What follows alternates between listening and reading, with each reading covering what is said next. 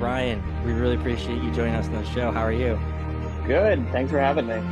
Yeah, cool. Well, hey, I know we're going to get into a lot of fun stuff today because we've known each other for a while through the relationship with Grace Card. And I was trying to think through exactly how did we meet, and I'm pretty sure you and I met through you guys looking at the platform originally. But I have a lot of brothers too, so I'm sure you could have connected with us in other ways. Is that how you remember it? Yeah, yep. I think it was that, and then you had done a like a Zoom interview with some of your customers at the time as well, and so Okay. you guys invited me onto that, which is Yeah. cool. All right, cool. Yeah, because I think I remember originally as you guys were looking at the platform, you guys were doing a lot with farmers markets, but had a goal to transition a lot of that online. And today you've done that, I mean, super successfully. I know you guys are one of our more successful clients on the platform, and there's a heck of an e-commerce brand that you guys have put together. So I'm excited to dig into some of that. But you guys are also, I was on the website the other day doing a lot with agritourism, farm experiences and events. And that's something that Blaine and I, at Seven Sons, we've never gone deep down. So I was geeking out on the website the other day and said, we told Blaine we need to get Ryan on the podcast.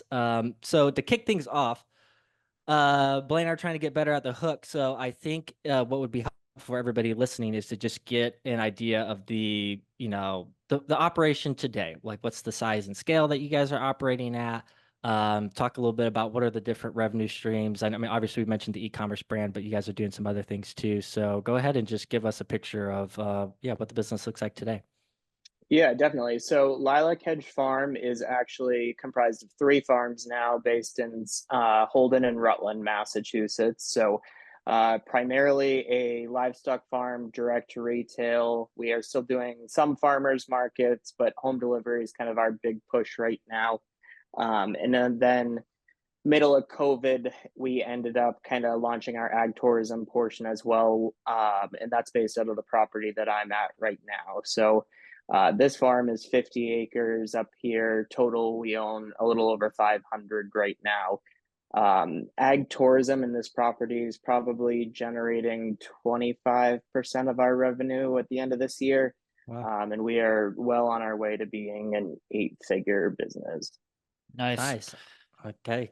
What percentage is your e-commerce, your home delivery? 70 to 75. So that was a big transition for us because pre-COVID we were probably 95% farmers markets. Okay, just to get the full breakdown, what are you guys including in the as far as revenue streams in the ag tourism piece? I know you do a lot there. Yep, definitely. So up here at this property, so our year-round farm stand is open Wednesday to Sunday, and then we have the ice cream portion, farm kitchen, and a farm bar, which are both seasonal. We focus really a lot on kind of weekend events, so we have live music Friday to Sunday. And then we have four, or actually, excuse me, two houses that we Airbnb and four cabins. So that's something that with the amount of infrastructure up here, we've kind of been adding. We just put the second house on this year, but that's been a cool area. We also rent out event spaces. So we've got four separate event spaces where we do things like birthday parties, bridal showers, stuff like that. Man, I'm really interested to see like kind of we're gonna go in deep there with lots of questions on like each one of those revenue streams, the synergies between them and how they work together.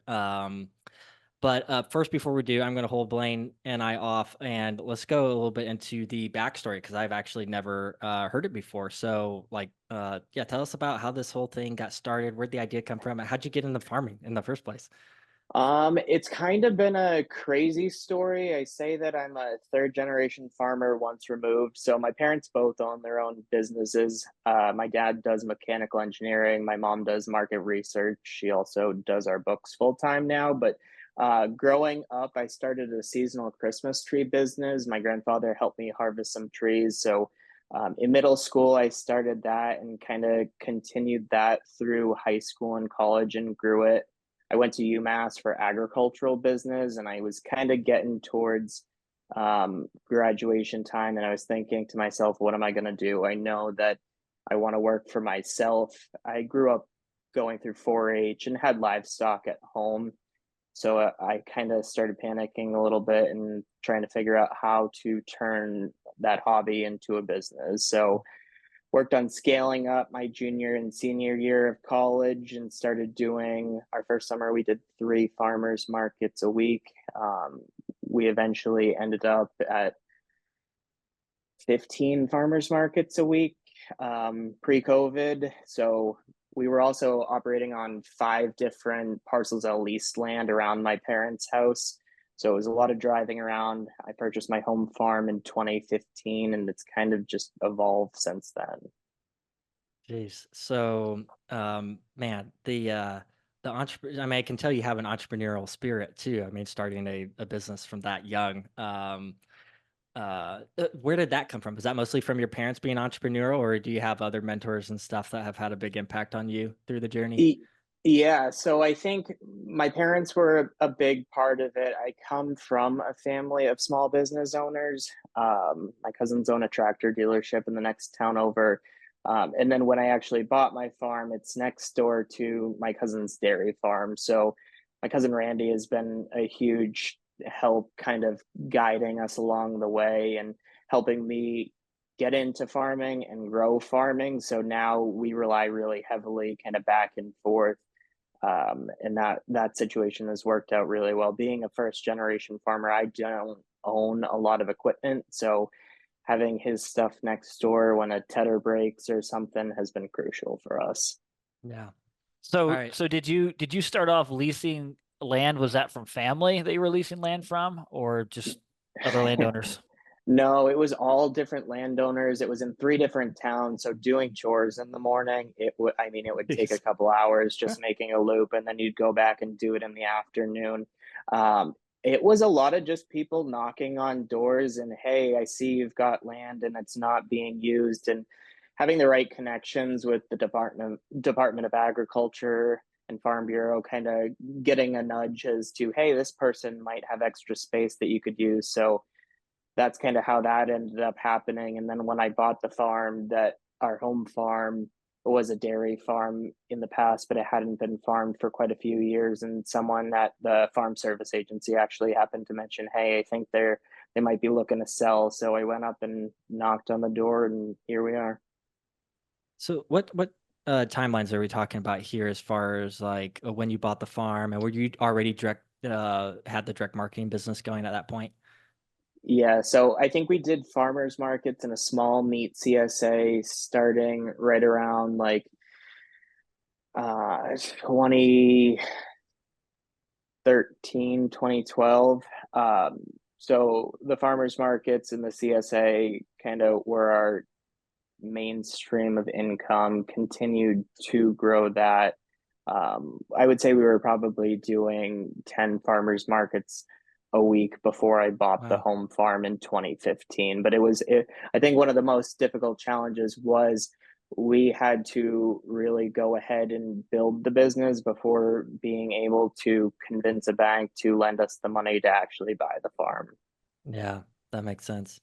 Man, so going to that many farmers markets and you must have been recruiting a team pretty early on, which I feel like is a big mental barrier for a lot of farms to get through as they start to especially scale up and vertically integrate into direct marketing. You need help pretty quick.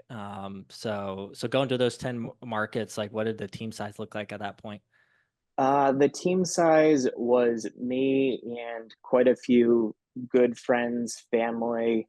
My aunt was one of the first people that started doing markets for me when she retired as a teacher. So she was a large part in helping grow that. She now works in our farm stand, but still just one of the crucial people. I'm still really good friends with a lot of our original team, and that's what the focus of building this business has been, is kind of finding people that fit in well and then continuing to kind of grow with them. We're gonna fight over the next question. Yeah. Go Go. for it. I asked 2 in a row.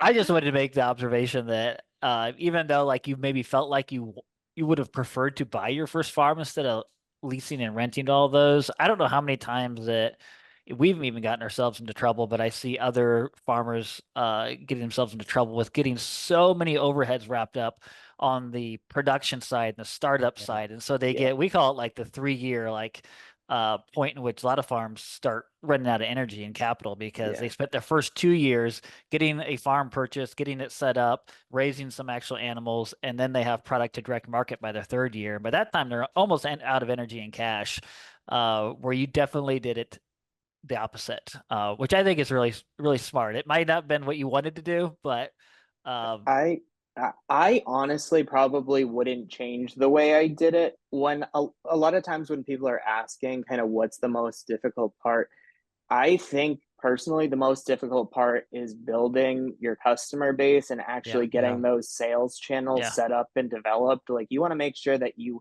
have someone to sell your product to and you can sell it before you make those type of So, investments. Yeah. so technically, you had a team and marketing staff prior to owning land, correct? Yeah. Yeah, Yes. that's Yeah. super That's backwards. that's Yeah, so smart, but but it's it's so great. smart. Yeah, Yeah, non-traditional, conventional, but I mean that's why you guys are getting some, obviously you're doing non-conventional things, getting non-conventional results. Um, so having to basically, yeah, prove a model out to the bank, in a way, you guys are proving a model out too before then you took on those additional overheads. Now, go through the major breakthroughs when you're talking about going to establish the customer base is the hardest part. Like, what are some major breakthroughs that you guys had, and when you kind of knew that you had, there's a real business and a real opportunity here? I would say we definitely had a couple points throughout growing the farmers markets. Like right now, we're still attending 5 farmers markets a week.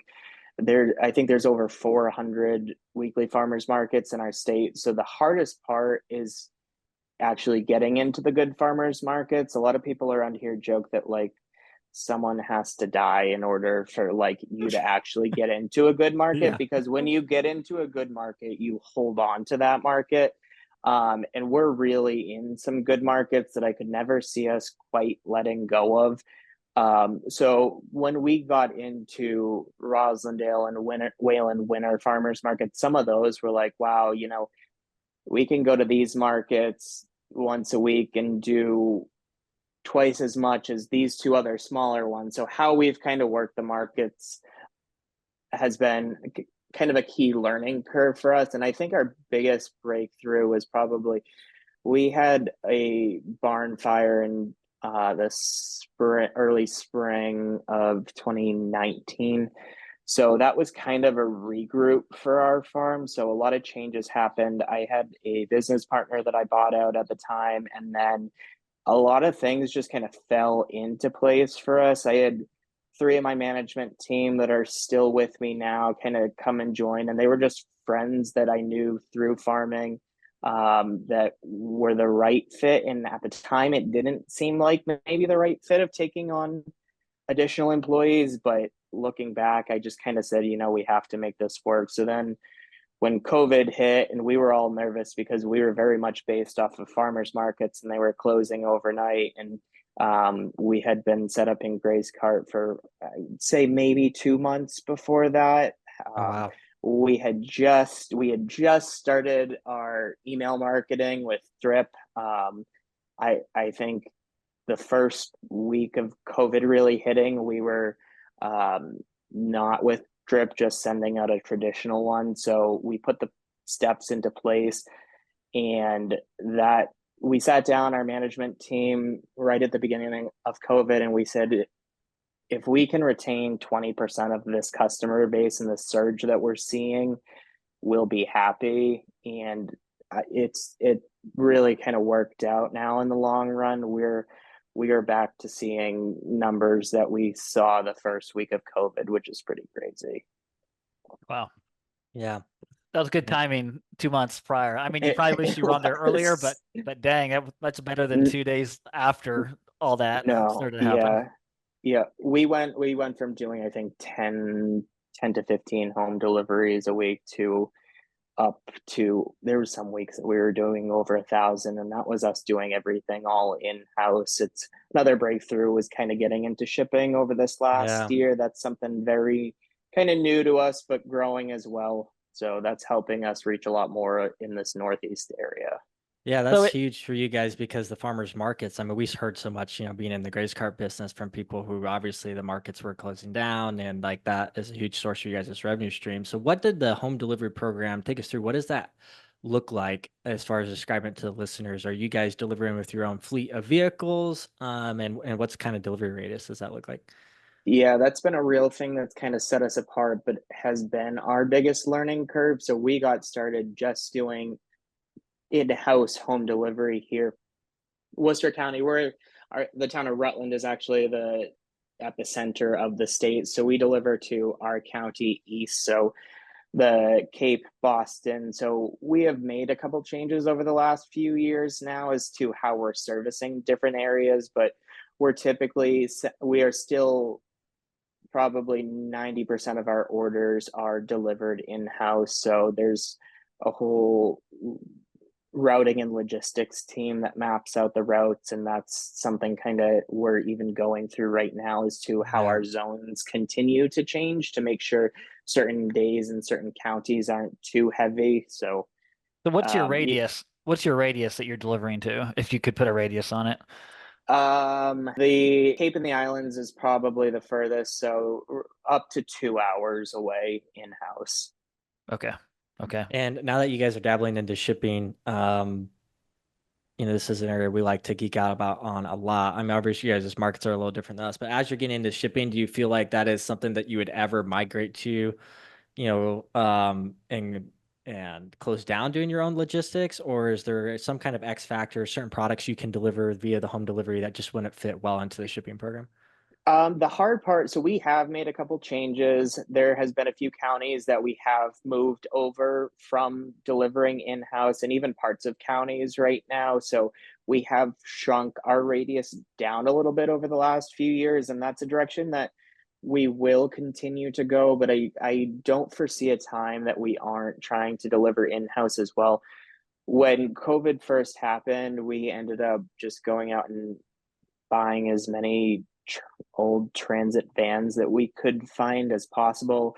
And we've identified over the last probably year and a half that it's a lot of maintenance, it's a lot of wear and tear. Yeah. So we've moved our delivery fleet over to leased vehicles, which is working really well and just taking out a little bit of the headache for us. We will always keep our county of Worcester County and a couple others delivering in-house. It does allow us, at the beginning of COVID, we started doing a curated produce box, and that's not something we Yeah. would ever be shipping. And Yeah. I also don't have, we haven't really put in any thought into shipping eggs yet at this point either. So the produce boxes and the eggs are two things that we just keep for our whatever we are delivering in house. And do you feel like those types of products like keep a customers coming back? I mean, they're obviously more of recurring products. So is there a decent amount of the revenue stream coming from those items versus the meat products? There is realistically not Yeah. probably. So Uh-huh. our markup, I mean, we're fully transparent. The produce is something that we've got so many good friends that grow produce around. We don't grow it. Um, we don't have the markups quite on doing it, but we keep the produce because our farm stand, we need to keep produce in and we want to be able to help our customer base, but that's not kind of where our profits lie. Yep. Yep. Okay. So how many in your area that you deliver to with your trucks?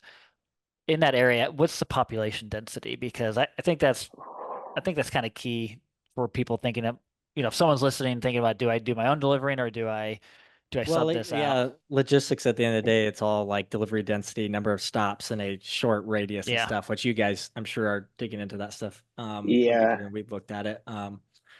Yep. So the counties around us, I mean, very dense. Our typical, I think, delivery route is seeing anywhere from like 30 to 50. We're constantly crunching the numbers to figure out what it's costing us per delivery. So that's kind of one reason that I say I think we will continue with this area because the cost of us delivering in-house is just far more financially beneficial right now for us to keep it in house. Um, right now, we're typically sending out between 5 and 7 trucks a day. Well, I know we're gonna get into agri-tourism, but just maybe a few more things on the e-commerce side of the brand. What are some things that you guys are doing to, grow that side of the business, acquire new customers? Is a lot of it, I know for a lot of farms who, once you get that word of mouth snowball rolling for you, you can get quite a bit of organic traffic. But what does the acquisition strategies look like? So we have quite a bit of focus on the email marketing portion, and then we spend a decent amount of money with Google advertising, Meta, so Facebook and Instagram. We have two individuals that really kind of excel in that, and I attribute a lot of our growth to it. It's now kind of scary looking at how much money we spend on advertising, but when you look at the CAC and then the return on investment after the average yearly spend after 12 months, it makes you feel a little bit better. Do you mind sharing for anyone listening what some of those numbers are? So I would say right now our customer acquisition cost has been averaging right around $50, and then our average yearly spend. So that new customer after 12 months, we're seeing a spend of around $1,300. 13. Wow. Okay. I That's a think good. Right. I haven't brushed up on the numbers recently, but that last time we were chatting, that's where it was sitting. That's a really good ratio. That's really good. Yeah, I've been happy. So transitioning into the farm experience, agritourism side of the business, I mean, you guys are doing a lot there. So let's just start with an overview of what that looks like. How did it start? But yes, maybe just start from the different revenue streams. You mentioned farm stays. I think there's a farm kitchen and bar. I think actually on your website I saw like this cocktail with like a slab of bacon in there. Yeah. I was like, what the heck is this, man? That looks awesome. Bloody Mary. Yeah, so we knew for a while that we wanted to get into more of the agritourism side. We were actually permitted in at the home farm to be building out a similar idea, and just kind of all the right pieces fell together to purchase this property. So we were in the right place at the right time. We were leasing this property. So it was owned by Heifer International before. So we were Okay. leasing this when they closed down this facility 2 years before we actually bought it. So we were kind of presented the opportunity. It was a well known destination kind of in our area for a while. And it had the infrastructure that we would have ended up spending more money at home building out the home farm to be doing what we're doing up here. So it kind of has just evolved over time. We got the farm stand open, and then we've put work into each of the houses, built out the bar, and every year we try and do a little bit more. So pouring a concrete slab. Right now we're in the middle of building a second bar to help handle weekend crowds, especially when we have festivals and things. Okay.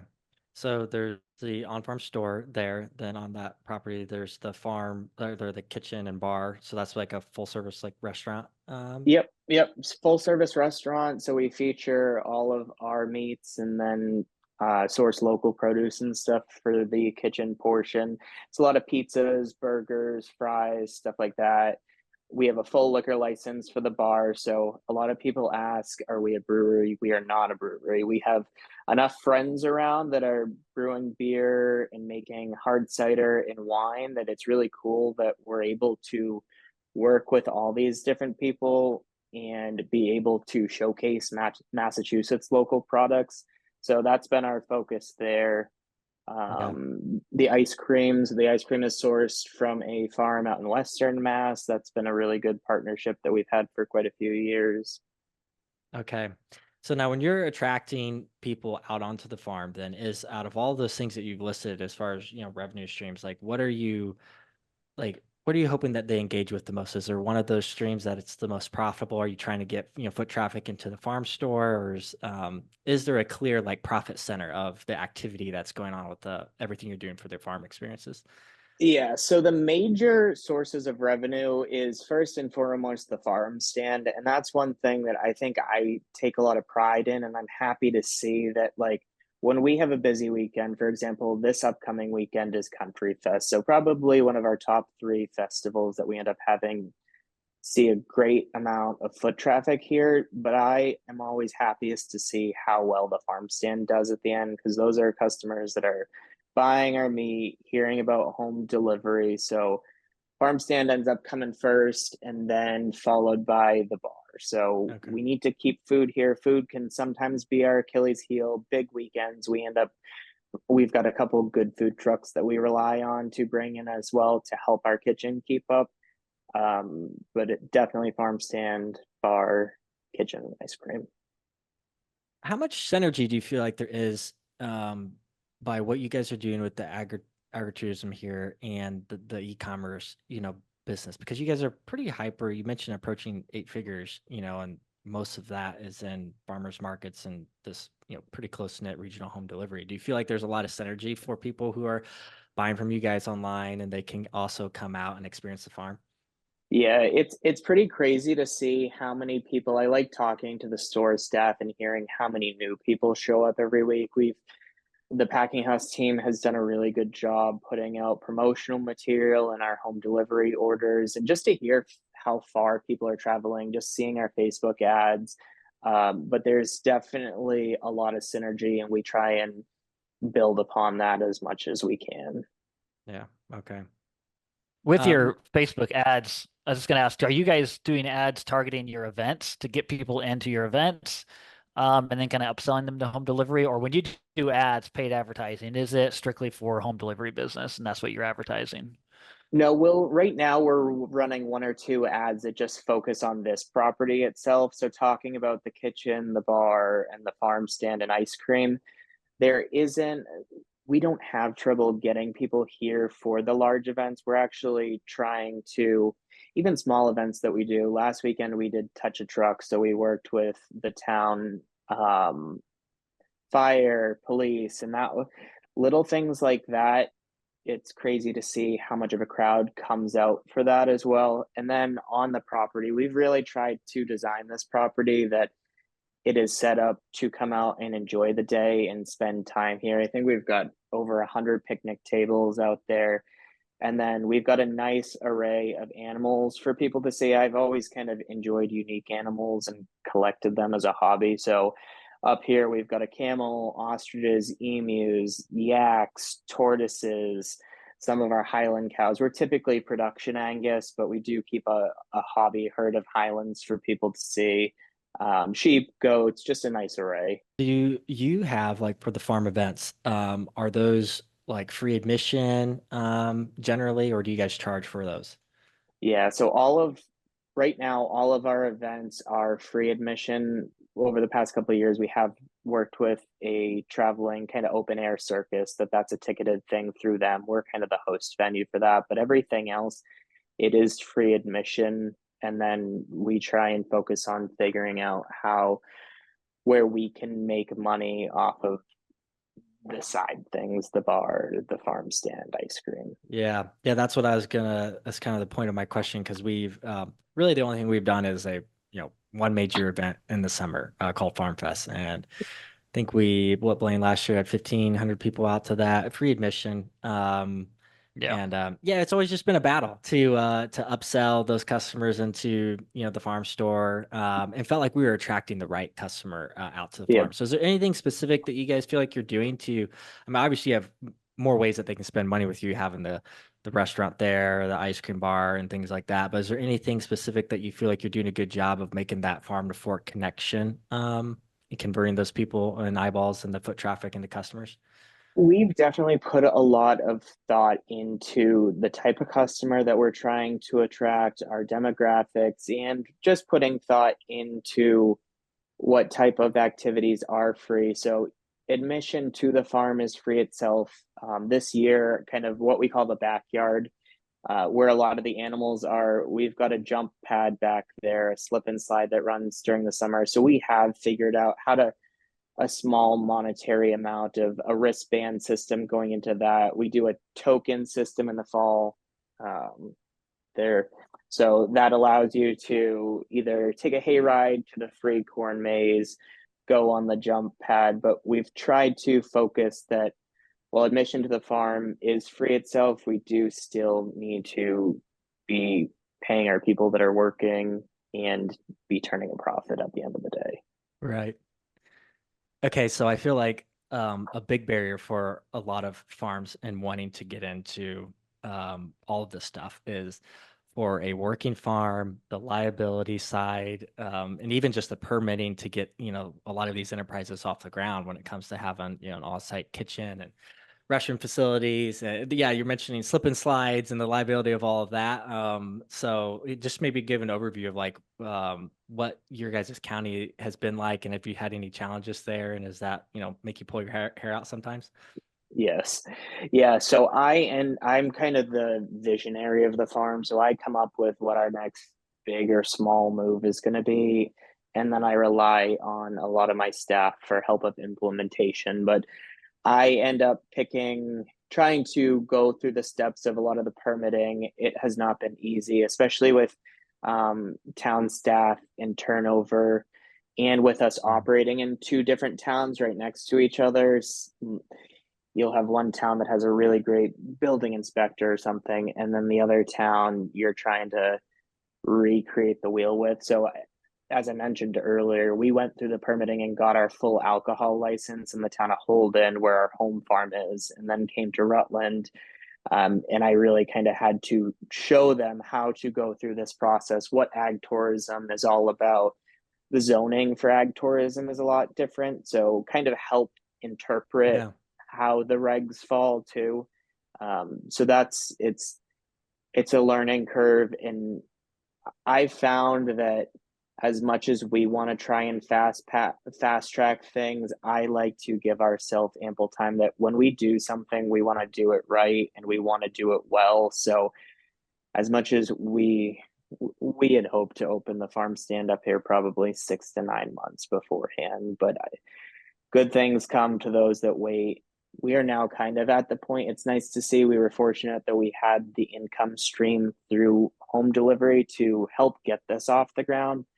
And now it's cool to see that this property is it's sustaining itself now at this point. So up here, the ag tourism portion will probably end up being 20 to 25% of our revenue this year. Now, like, are you guys pretty close to major population centers, or are you inspiring people to travel out? Yeah, so we're fortunate that we're maybe 20, 25 minutes outside of Worcester, which is a major city, and we're only maybe an hour and 15 minutes from Boston. So Okay. but there's a really good local demographic of the suburbs right around us as well. Yeah.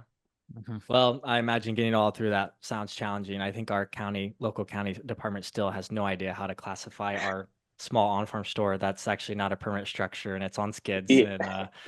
And so you guys are you still like zoned ag, or have they decided to do something different with you at this point with this much activity that's happening on the farm? Yeah, so we're still zoned ag, and that's kind of another great part of the fact of the farm stand continuing to grow is we want to see the focus is still based off of agriculture up here. So we are still zoned ag. Our buildings end up falling under commercial building code most of the time, which has its own kind of hiccups in itself because a lot of things such as like our bar area was used as a goat milking parlor before, so it's retrofitting everything to make it work.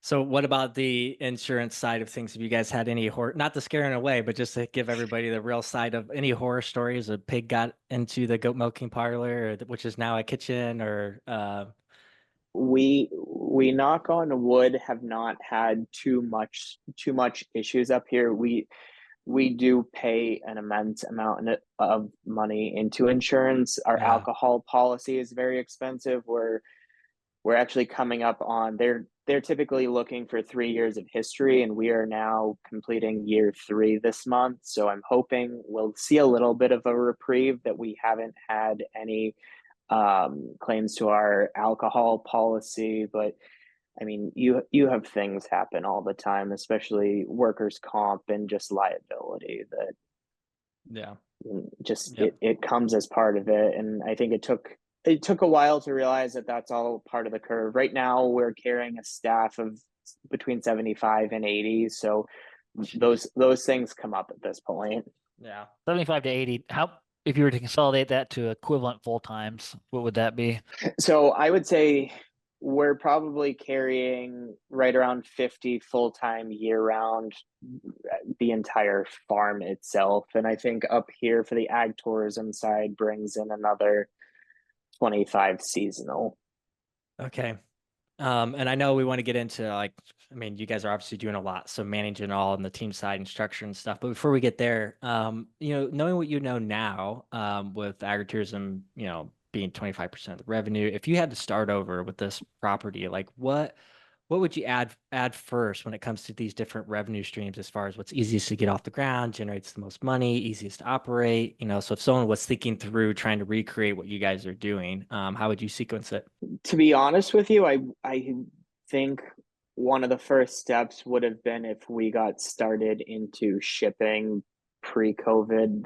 That would have been huge for us. I mean, I think that would have, what we're seeing now, it would have helped our growth even more at that time. I don't think I would change too much with it. I mean, just slowly working this winter time, it's my intention to kind of start going through like an actual mapping out where we see the ag tourism property in 3 years, 5 years, 10 years. Yeah.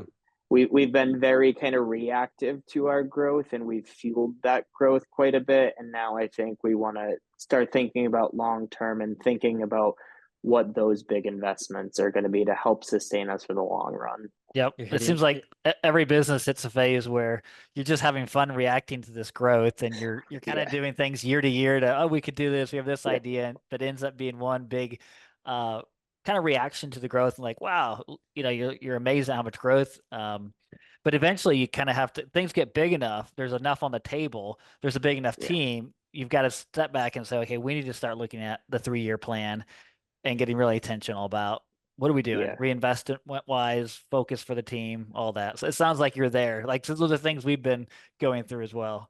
Yeah, in actually March of this year, I purchased a farm that abuts us as well at the home farm, and that's 140 acres ish total. And I think that right now we are just maintaining. There's two houses over there, but one day it would be we're utilizing the hay fields and the pasture, but it would make a nice wedding venue as well. But Yeah. Yep.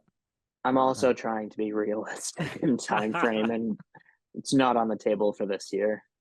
So did you learn, as far as what you've done with all the agritourism, lots of hoops to jump through, I mean, has it all just been trial and error, or were you intentional about trying to visit other farms who are doing agritourism really well, wineries and breweries? Because I know you guys have kind of incorporated, some of that feel, to the farm.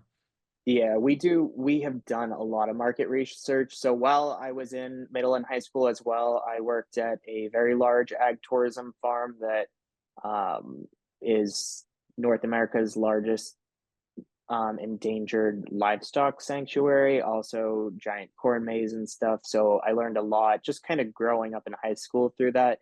And then when we started thinking about getting into ag tourism ourselves, we went around and visited. We have a lot of friends that are doing stuff very similar. I mean, some of the beer that we sell and hard cider, we've got friends with similar type tap rooms that, we've just watched and said, wow, they're doing such a great job, that how can we kind of mimic what they're doing, but put our own spin on it as well. Well, I want to go circling back to the team. Like, tell us a little bit about the structure. You've got so many different revenue streams and different enterprises. How does that cascade down from you kind of being a visionary at the top down to, who's owning? I don't know if you think about it in terms of departments, but just give us an overview of what the team structure looks like for managing 80, 75, staff. Yep. So underneath myself is my mom doing the books, paying bills, doing payroll.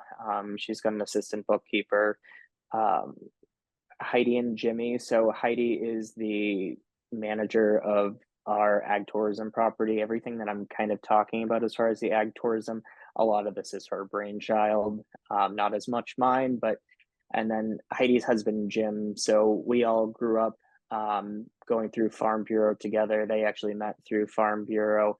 Um, Jim grew up on his family's dairy farm that's probably 25 minutes from us. So I was lucky enough to have Jim join me shortly after the barn fire. Heidi came on about a year later. She's got an immense background in marketing kind of as well. So she really helps out on our newsletter and our Facebook and Instagram. Ashley, who oversees product, Ashley came, as you guys know, owning a livestock farm, you've got good relationships with the processors. So actually, Ashley worked at what used to be our primary processor. And then during COVID, right before COVID, she joined our team. We've got Marie that oversees customer relations and office admin type stuff.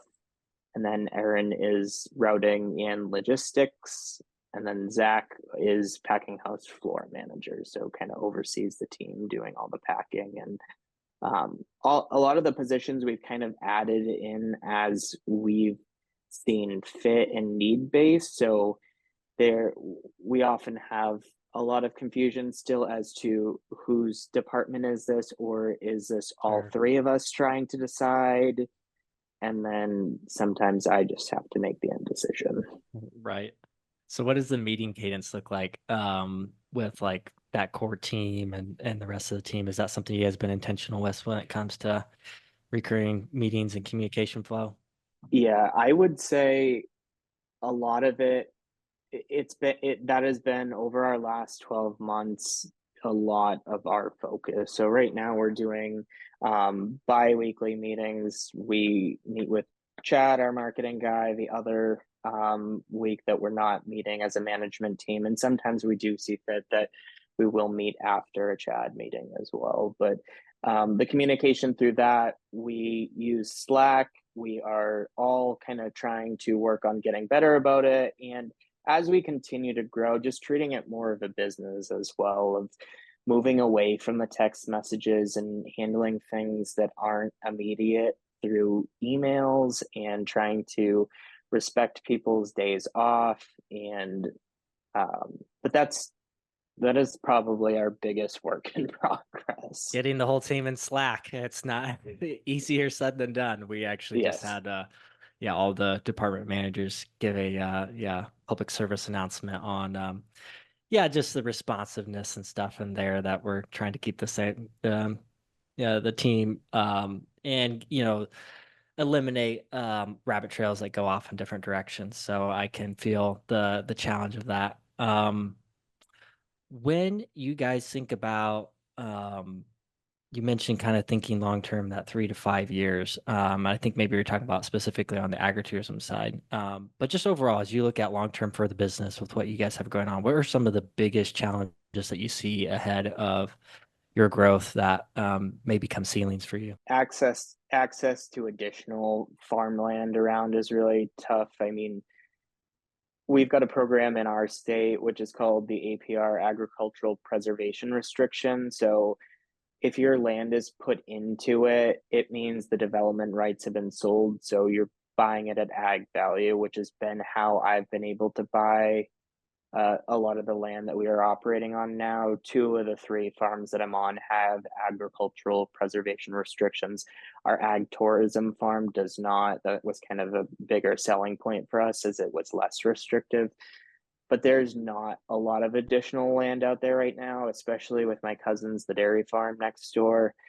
I can't go scooping up any of their land that they're using because I'm not trying to burn a bridge, but trying to find where we continue to expand. We really like focusing on the beef and the pork. We made the transition to work with a farm up in Vermont this previous winter that's working out really well. So we've contracted out with them, and they're raising our broilers up there. I could be okay with maybe having less sheep at one point as well. So it's trying to figure out where we continue to expand, whether it's continuing to add more farmland in our area, whether it's continuing to add additional partner farms that has worked out well for us. So right now we've got the core of our beef herd at home, but we've also got two places where we board cow. We've got heifers and some cow calf pairs out in New York, and then we've got heifers and young steers up in Vermont as well. And it's hard to keep up with the logistics of all the trucking around. So when we're bringing home weaned heifers and then sending them up to another location, that I end up overseeing a lot of that, but we kind of end up maxing out our land base until we put some solid money into infrastructure for winter housing as well. So your preference would be to continue to scale the supply in-house versus kind of building out partnerships stronger and a deeper supply chain through relationships with other farms. I think as much as we can do to continue to grow the beef side, I want to do. We do have a couple good partnerships in place right now on the beef. But I like kind of controlling the genetic makeup and stuff. I showed beef for quite a while going through college, and I really enjoyed that. So I think that that's one area that it financially, I know it would make a lot more sense for us to be bringing in young steers, but I don't foresee us ever getting rid of the cow calf side as well either. So would you say 80-90% of all of your product is owned, the livestock is owned by you on one of your farms, or what's the percentage of? I would say so. Right now, we've probably got half our beef herd at home. We're doing all of the beef, probably with the exception of 5 or 10%. All of the broilers is done outside.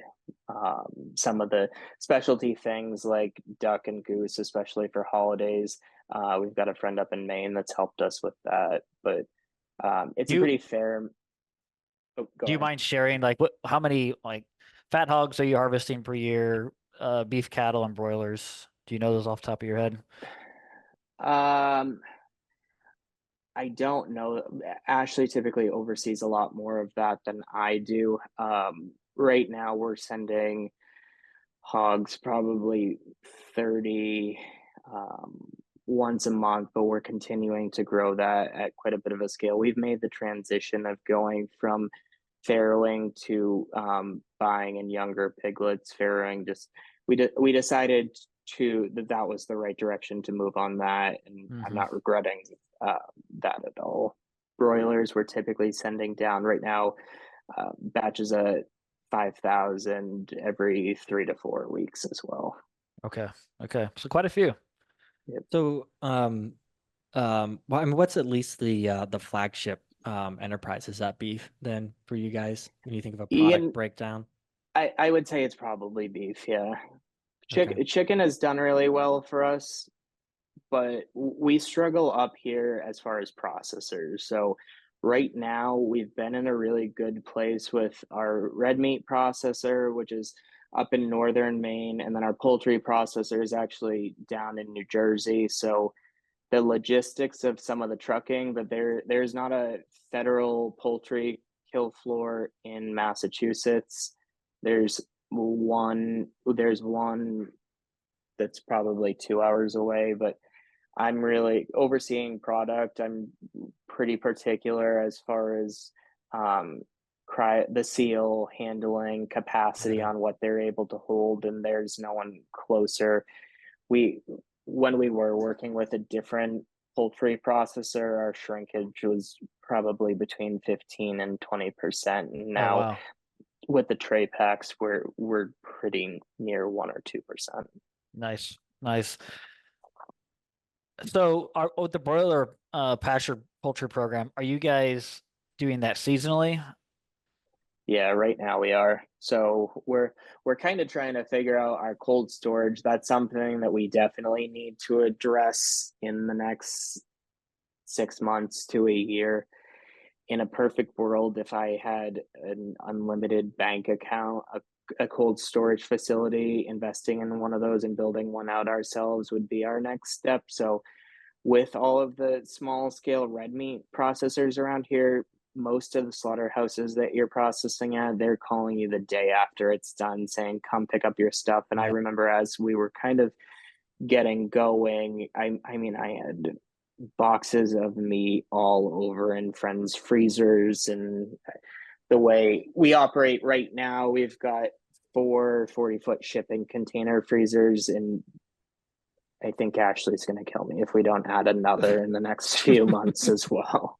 It's just hard to manage that supply, um, Yeah. and to keep up with it all. So I'd like to be able to put in a facility, cold storage, that can handle other people's as well. I think the demand is there to be able to rent some of it out. So that's one thing that really needs to be addressed soon.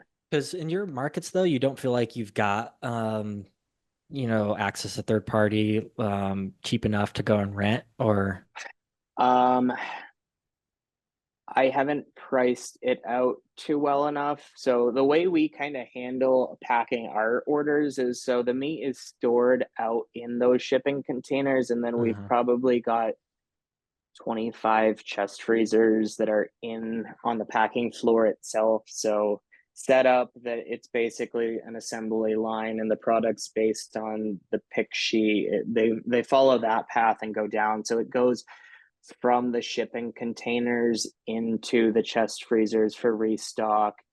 Farmers markets are picking out of the chest freezers. Store restock is coming out of there as well.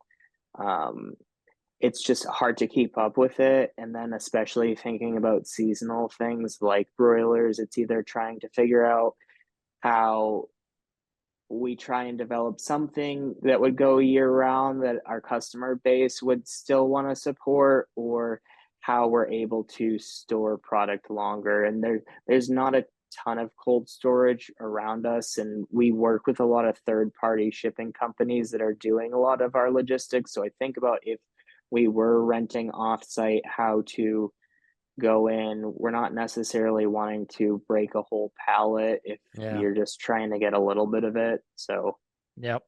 Yep. But getting to the pallet in, pallet out uh logistics is kind of a step, and like we eventually got there, but now our next problem is how do we get like one SKU on one pallet in and out? Like Yeah, yeah. There's always levels each one to get another layer of efficiency to working with third parties like that. Okay, so how about opportunities? We talked about challenges with land costs and you guys kind of being somewhat landlocked there. But what are some thinking maybe even just in the 1 to 2 year time frame? What are some big opportunities that you're excited about expanding into? I'm excited about the growth that we're seeing in shipping. I'm excited about the changes that we're rolling out this week, even just dividing up our delivery zones to spread out the delivery. And then I'm probably most excited to start diving into the property next door that would eventually be a wedding venue. I think that the build, I see the vision right now, but trying to figure out what that build out is going to look like. And then we'll end up needing to address building a beef barn for winter time. So we struggle. We're able to produce enough feed to feed everything here year round, but we don't have the infrastructure. The barn that the cows stay in during the winter time was originally a 200 cow freestall barn. Half of it was burnt down by an arson before I bought it. We had our barn fire in 2016. So it, I think building out the barn to continue to grow our beef herds housing for the winter time is another big area to expand upon. There's always a need for more infrastructure investments. We actually put it on our 3 year plan. The inverse of this, actually, we said no new infrastructure investments for 3 years. We're trying to hold ourselves to. So there's some mixed opinions on that goal and what it looks like. But well, cool. So did I get that right? You're doing your own. Are you guys doing your own like production of feed and grain and too? Is that like another side of the business? No, not grain. Feed, kind of, yes. So hay and stuff. We do Okay. a lot of crop ground on hay, and then my cousin has a chopper, so we'll go through, mow, rake everything, and then he'll come through and chop it. So operating. We've got a bunk silo that we built 2 years ago, and then we've got an upright silo. So we'll put in as much hay as we can on that. And on a good year, like right now, it's already full. And then we'll go through and make round bales as well to kind of sustain individual pastures through the wintertime. I think we're toying with the idea of running our heifers out in kind of a more of a run-in shed type thing, and that'll be over at the newest property. So round bales allows us to move stuff a little bit easier. Yeah, sure. Cool. Well, I knew you guys had a heck of a business and lots of things going on, but just getting here on, for an hour, 60 minutes, however long we've been doing this to get the full overview. I mean, 80 employees, that's a heck of a team that you guys are managing there. I want to follow up on something you mentioned earlier, Ryan. As when Brooks asked you, what were some of your breakthroughs? That really stood out to me is when you mentioned one of your breakthroughs was the team, getting the right people on board early on. We talk about that a lot around here. Is that when we look at growth over time, we see some spikes in our revenue growth. So many times you can pin that to just the right hire or the right team members coming on board, which I think it's just so easy to overlook as we're growing a farm and growing businesses, how incredibly important getting the right people on the team is. Yeah. Yeah, it's been pretty crazy trying to manage. I think this year we're seeing 72% growth over last year in our e-com, and just trying to keep up with that. And everyone takes a lot of pride in their job, and I really feel like we have the right people into place. And then when it's time to add another, we've been pretty lucky that I've got a really strong management team. You can't do without it. Yeah, we were just talking in our last all hands meeting for the quarter here that the average small business grows around like 7 to 9% per year. So when you're talking about 70, 80% numbers, like you guys and your team are having to go through, more change and, probably change in like a month that the average small business does, an entire year. And so that puts a lot on the team to obviously absorb but it's clear that if you guys are retaining your people, that you've got people who are willing to tie their shoelaces and grow personally, because the business obviously can't. If you're not iterating yourself, you can't iterate the business. Yeah, that's a great point. Cool. All right, Blaine. Well, hey, any more curveball questions for Ryan before I wrap this up? It's been a great interview, Ryan. We get like bits and pieces from Chad, the mutual Same. shared marketing guy, and Yeah. so it's fun just to be able to catch up and kind of get a lay of the land for where you guys are from a holistic standpoint. And but yeah, we love just getting those little tidbits from Chad that he shares some cool things that you guys are doing. So we're definitely proud of you guys, and just encourage you to keep up the good work. Yeah, no, I appreciate that. It's been great working with you guys as well. And it's been cool. I mean, you guys end up kind of being our idols of like when we're designing and trying to figure out how to grow our business. It's like, how would Seven Sons do this? So, It's no, it's changing. been a great partnership. Changing all the time. Well, we're Yeah, actually going to have you out on our at our place. When are you coming out here? October.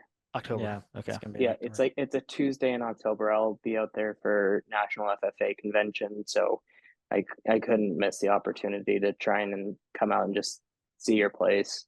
Yep. We're It's gonna excited be, to yeah, see it's you. gonna be fun. So, well, we appreciate you, Ryan, sharing just your story, the lessons learned along the way, and big breakthroughs for you guys with the audience. Where would somebody go to follow what you guys are doing and learn more about the farm, and maybe some social pages to kind of see what we're talking about visually when it comes to what you're doing with the agritourism side of things?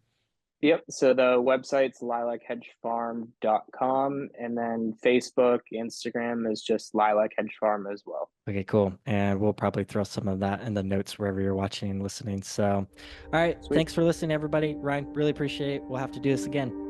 Thank you, Definitely. Ryan. Thank you guys. See ya.